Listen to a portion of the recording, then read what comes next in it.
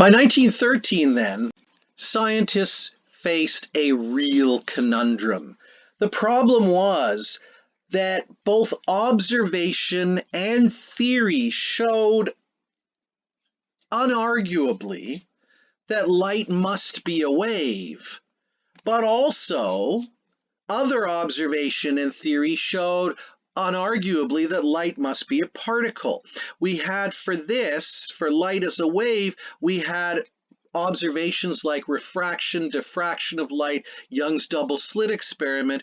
We had Maxwell's electromagnetic theory, all of which were accepted as being true because they were supported by a great deal of evidence.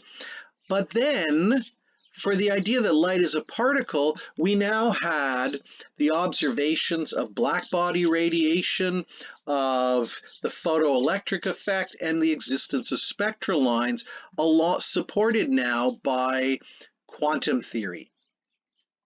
So what was going on here? Is light a wave or is it a particle? Well, clearly light is a wave, except that it's actually a particle. Or no, it's a wave. No, it's a particle. What is it?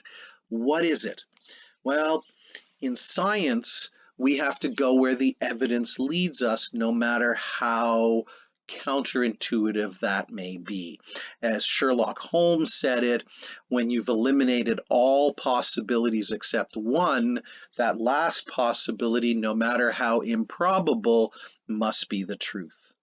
And so if you have very strong evidence and very strong theory supporting the idea that light is a wave, but you have equally strong evidence and observation and theory to support the idea that light is a particle, then you have to accept that light is both a wave and a particle at the same time. This is the idea that lies at the heart of quantum theory, the idea of wave-particle duality.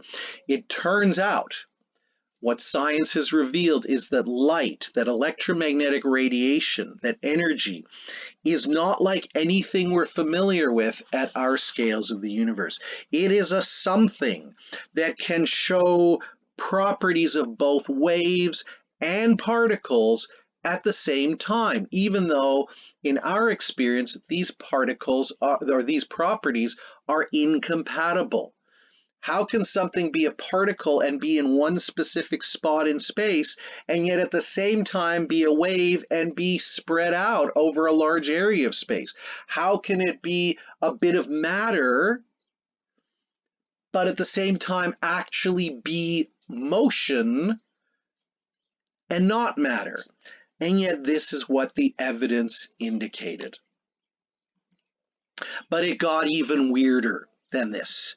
Remember that one of the key ideas supporting the idea of light as a wave was Young's double slit experiment.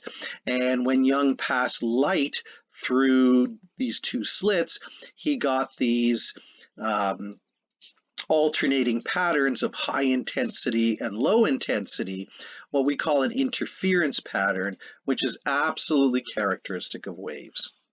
Well, in the 1920s, physicists repeated Young's double slit experiment, but now instead of using light to go through the slits, they actually passed beams of particles, subatomic particles like electrons, through these double slits. What was predicted to be the outcome? Well, clearly particles can only pass through the slits themselves, and they will go straight against the screen, the detecting screen, and you would end up then, you would expect to end up then with two areas of high intensity collisions of the particles here, and the rest of the screen dark. Might not surprise you that this is not the result that was seen. Here's what was actually seen. As particles were fired through over a long period of time, at first they seemed to be hitting in random ways. But as the experiment continued to run and more hits were collected, what built up was this alternating pattern of high intensity separated by low intensity. This is in fact an interference pattern. This is shocking because particles do not interfere with each other. An interference pattern is absolutely characteristic of waves. And yet here are particles producing an interference pattern like waves. This and other evidence forced physicists to accept that not only energy, but at the smallest scales of the universe, the ones that are too small for us to experience, matter itself shows wave-particle duality. A particle, like an electron, is not only a particle localized in space, but it is also a wave that is delocalized in space. Now, this is absolutely shocking because in all of our experience, particles are particles and waves are waves, and you can't fit the two together. You can't make a bit of matter actually be a motion. You can make matter have motion, but a wave is a motion.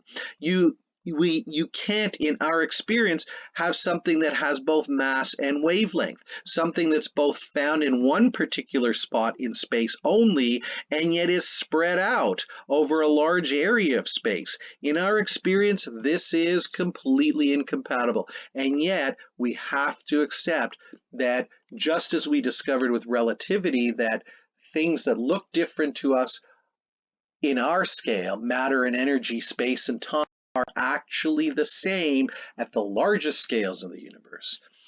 Particles and waves, although they look totally different to us at our scale, at the lowest scales, the smallest scales of the universe, are actually the same thing.